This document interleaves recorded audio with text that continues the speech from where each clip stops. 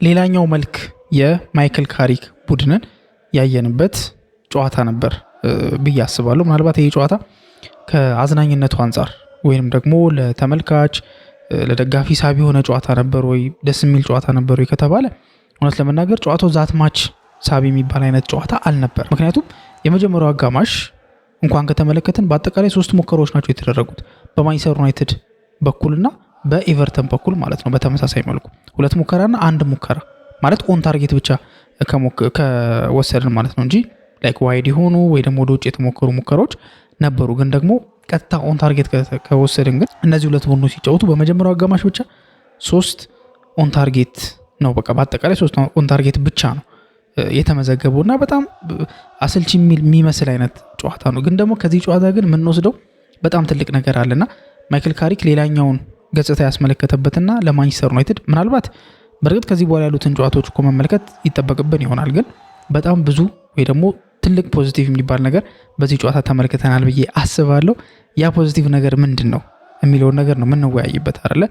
ብዙ ፖዚቲቭ ነገሮች አሉ። ለምሳሌ ኦፍ ኮርስ ከማይክል ካሪክ ጌም ማኔጅመንት ጋር የሚያያዝ ነገር ልናነሳ እንችላለን አይደለ? ተቀይሮ የገባው ተጫዋች ጎል ማስቆጠሩን ተከትሎ ጌም ማኔጅመንቱ ጥሩ ነበረ፣ አይቶ ጨዋታውን አይቶ የወሰነው ውሳኔ አሪፍ የሚባል ውሳኔ ነበር ብለን መናገር እንችላለን። ግን ደግሞ እኔ አይቼዋለሁ ያልኩትና ምናልባት ጥሩ የሚባለው ጎን ጥሩ የሚባለው ሳይድ ግን ከዛም የዘለለ ወይ ደግሞ ያን ያካተተ ነው ያም ስቲል አለበት። ግን ደግሞ ከዛ ወጣ ያለ ትልቅ ፖዚቲቭ ነገር ከዚህ ጨዋታ ተመልክተናል ብዬ አስባለሁ። ያው ሊቀረፉ የሚገባቸው ችግሮች ወይም ደግሞ ሊስተካከሉ የሚገባቸው ነገሮች ብዙ እንዳሉ ግልጽ ነው። እንዳልኳችሁ በመጀመሪያው አጋማሽ ማንቸስተር ዩናይትድ 2 ኦን ታርጌት ብቻ ነው ያደረገው።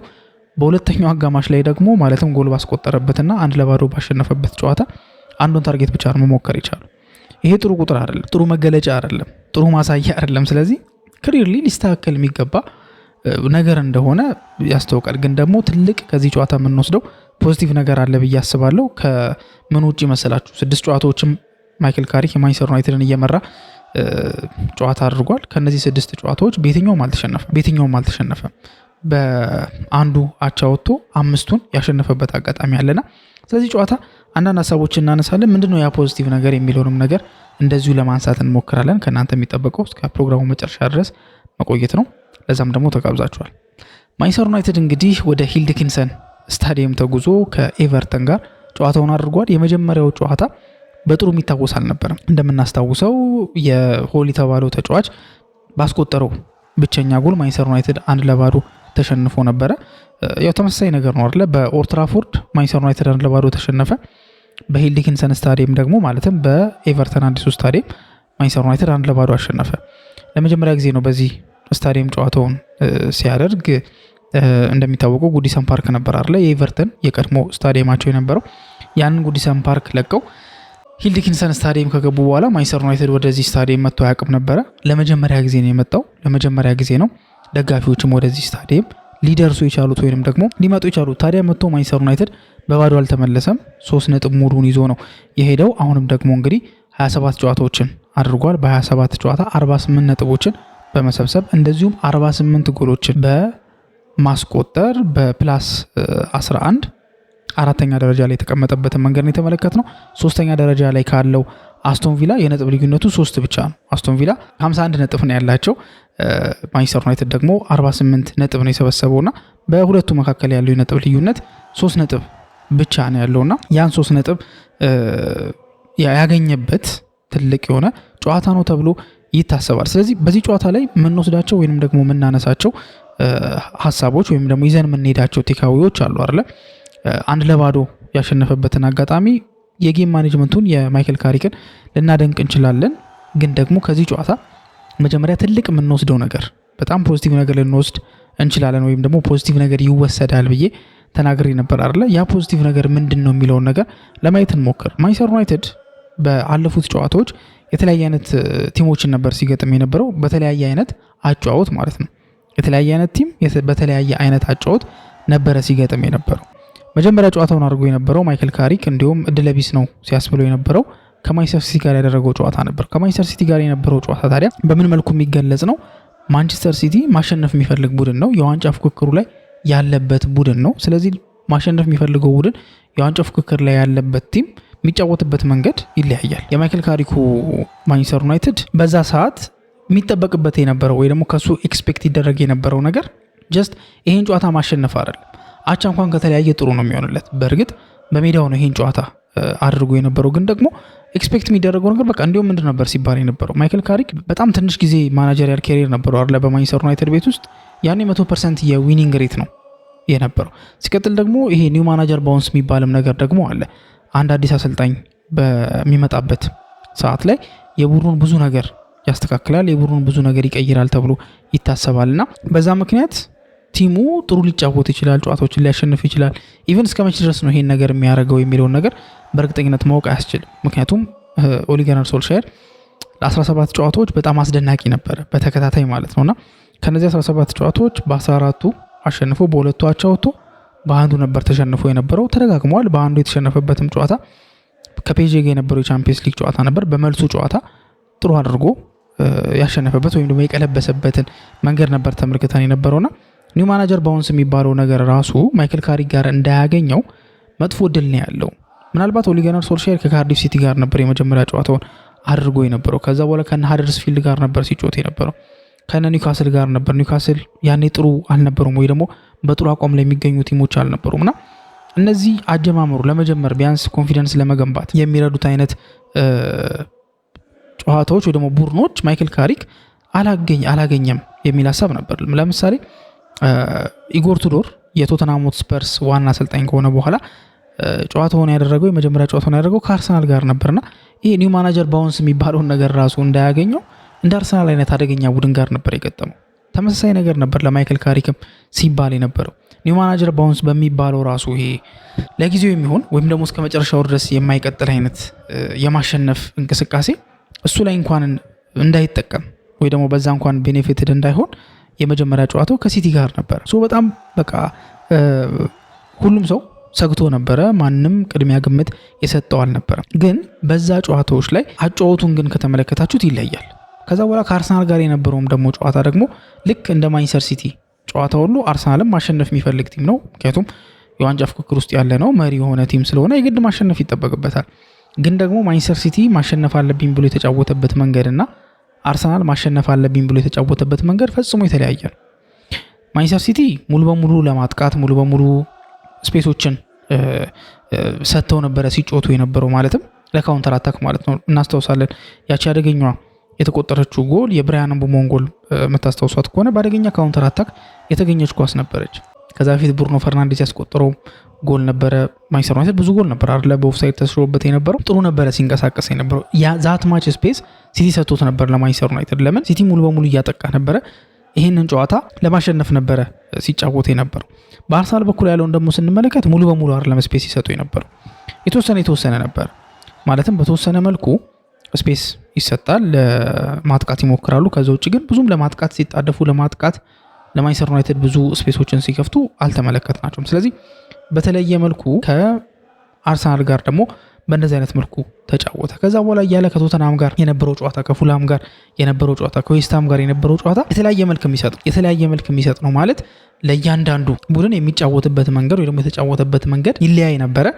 ያም ደግሞ የአሰልጣኙን ተለዋዋጭነት የአሰልጣኙን ኳሊቲ እንትው አድርጎ የሚያሳይ ወይ ደግሞ በደንብ አድርጎ የሚያመላክት ሆኖ ተገኝቶ ነበር። ሌላኛ ደግሞ ፈተናው ደግሞ ከኤቨርተን ጋር ያደረገው ጨዋታ ነው። አሁን የምናወራለት ጨዋታ ማለት ነው። ታዲያ ምንድነው ጥሩ ነገር ቤስቱ ነገር ምንድነው የሚለውን ነገር ወደሱ ዳይሬክት በመመጣበት ሰዓት ላይ ቤስቱ ነገር ማንቸስተር ዩናይትድ በዚህ ጨዋታ ጥሩ አልነበረም። ኢንፋክት በጣም መጥፎ የሚባል ፐርፎርማንስ ነበር አሳይቶ የነበረው። ብዙ ፋክተሮች ናቸው ለዚህ የሚነሱት የነበረው። ከነዛም ፋክተሮች መካከል አንደኛው ያለ ጨዋታ ለ2 ሳምንት ሙሉ መቆየቱ ማንቸስተር ዩናይትዶች ሆሊዴይ ሙድ ውስጥ ይገባሉ ተብሎ ተፈርቶ ነበረ። በዚህም ፕሮግራም ላይ አንዳንድ ሀሳቦችን ለማንሳት ሞክረን ነበር አይደለ? በእንደዚህ አይነት ልክ የጨዋታ ፍሪ ጊዜዎች ወይ ደግሞ የረፍት ጊዜ መብዛቱ ሁለት አይነት ነገር ነው ያለው፣ ወይም በሁለት አይነት መልኩ ነው የምንመለከተው አይደለ? የመጀመሪያው የምንመለከተው ነገር ምንድነው? በደንብ አድርገው ረፍት ስለሚያገኙ ታይም ስለሚያገኙ ሪከቨር አድርገው በደንብ ራሳቸውን በደንብ አድርገው ጠግነው ለጨዋታው ዝግጁ ያደርጋሉ። ለቀጣይ ለሚኖሩት ጨዋታ፣ ቀጣይ ለሚኖሩት ፈተናዎች፣ ቀጣይ ለሚኖሩት ተደራራቢ ተደጋጋሚ አጋጣሚዎች በቃ ሬዲ ይሆናሉ። ይሄ ፖዚቲቭ ነገር ነው። ኔጌቲቭ ነገርና ደግሞ በመጥፎ ደግሞ ሳይድ ልንመለከተው የምንችለው ነገር ደግሞ ምንድነው?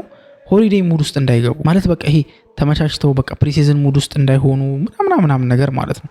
እነሱ ነገሮች ስላሉ እሱ ነገር ውስጥ ደግሞ ሊገባ ይችላል የሚል ነው። ለዛም ነው በመሀል እኮ ማይክል ካሪክ እና ማንቸስተር ዩናይትድ አጠቃላይ ጨዋታ ለማዘጋጀት ጥረት አድርገው ነበር። ማለት የወዳጅነት ጨዋታ መሀል ላይ ቲሙ ጨዋታ እንዲያደርግ ነበር ተብሎ የነበረው። ከዛ በኋላ ግን በአንዳንድ ምክንያቶች ያ ጨዋታ ሳይደረግ ቀረ።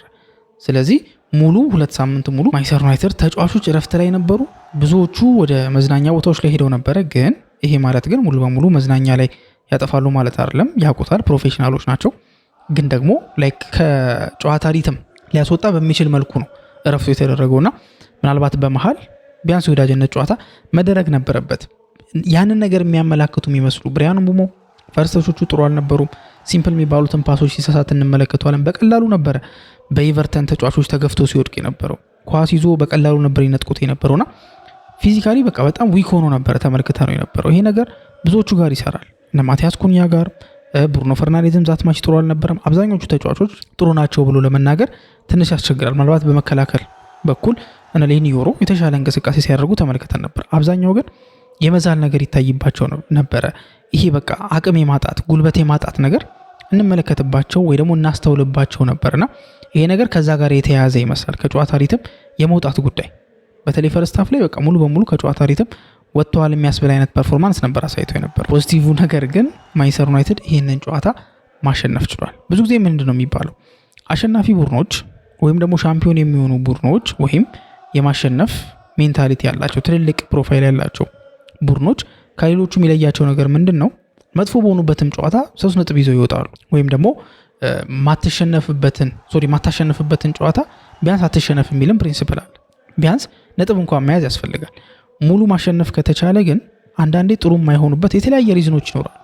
በነገራችን ላይ ብዙ ፋክተሮች ናቸው ያሉት የአንድን ተጫዋች ወይም ደግሞ የአንድን ቡድን እንቅስቃሴ ለመገደብ ወይም ደግሞ ምቾት ለመንሳት ብዙ ፋክተሮች ናቸው ያሉትና ከነዛ ፋክተር መካከል አንዱ ሁለቱ ሀፕን አድርጎ ይሄ ቡድን መጥፎ ፐርፎርማንስ ቢያሳይ የሚሸነፍ ከሆነ እንደሌላው ትንሽ ቲም ነው የሚሆነው። ምክንያቱም ትንሽ ቲሞች ጥሩ በሆኑባቸው ጨዋታዎች ብቻ ነው የሚያሸንፉት።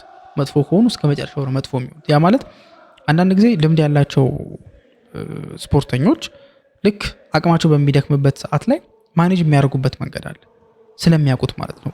እግር ኳስ ክለብ ላይም ደግሞ ልክ ቲሙ ጥሩ እየተጫወተ እንዳልሆነ ሲታወቅ፣ የበላይነት እየተወሰደበት እንደሆነ ሲታወቅ በተወሰነ መልኩ በቃ ያን ነገር ለማቀዝቀዝ ይሞክራሉ፣ ማኔጅ ለማድረግ ይሞክራሉ። ምክንያቱም የመጡት ጥሩ ሆኑም አልሆኑም፣ ጥሩ ተጫወቱም አልተጫወቱም በአንድ ጨዋታ በሙሉ 90 ደቂቃ 3ቶን ታርጌት ሞከሩም አልሞከሩም 3 ነጥቡን ይዞ ለመሄድ ፉክክሩ እንዳልኳችሁ ለቶፕ 4 ነው ወይ ደግሞ ለቶፕ 5 ነው።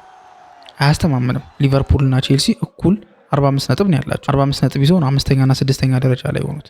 ማንቸስተር ዩናይትድ በ3 ነጥብ ከፍ ብሎ ነው ከነሱ በ48 ነጥብ 4ኛ ደረጃ ላይ ያለው። ከዛ በኋላ 51 ነጥብ የያዘው ደግሞ አስቶን ቪላ ነው ማለት ነውና የሚያስተማምን ነገር አይደለም።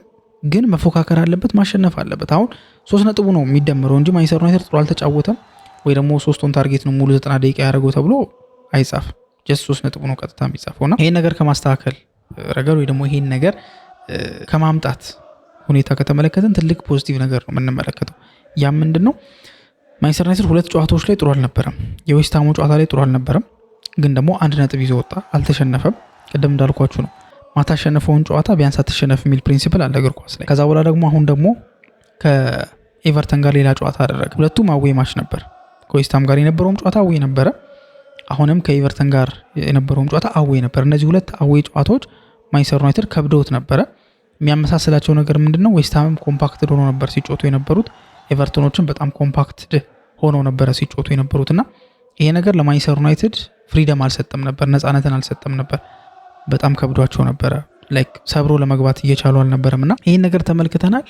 ግን ደግሞ ይሄን ጨዋታ ማንቸስተር ዩናይትድ ሊያሸንፈው ይችላል። ስለዚህ የአሸናፊነት ሜንታሊቲ እዚህ ቡድን ውስጥ አለ ማለት ነው። ጥሩ ያልሆኑበትንም ጨዋታ ማሸነፍ የሚችሉ ከሆነ ቅድም ያልኳችሁን አሸናፊ ቡድን ጥሩ ባልሆነበትም ጨዋታ ያሸንፋል የሚለውን ህግ ወይንም ደግሞ በተለምዶ የሚታመንበትን ነገር ያሟላል። ስለዚህ ለቀጣይ ጨዋታዎች የተለየ ስንቅ ሊሆነው እንደሚችል ይገመታል። ስለዚህ እንደ ፖዚቲቭ ነገር ነው የምንወስደው። ሲቀጥል ደግሞ የጌም ማኔጅመንቱንም በዚሁ አጋጣሚ ሳናደንቅ ማለፍ አለብን ብዬ አላስብም። ማይክል ካሪክ የመጀመሪያውን አጋማሽ በደንብ ተመልክቶ ቲሙ ኮምፓክትድ የሆነ ቲም ስለሆነ ቢያንስ አንድ አውት ኤንድ አውት 9 ቁጥር አጥቂ ያስፈልጋል በማለት ገና እርሊ ነው የቀየረው። አይ ቲንክ 56ኛው ደቂቃ ላይ አካባቢ ነበር ወዲያው ቀይሮ ቤንጃሚን ሼሽኮ ወደ ሜዳ እንዲገባ አድርጎት የነበረው።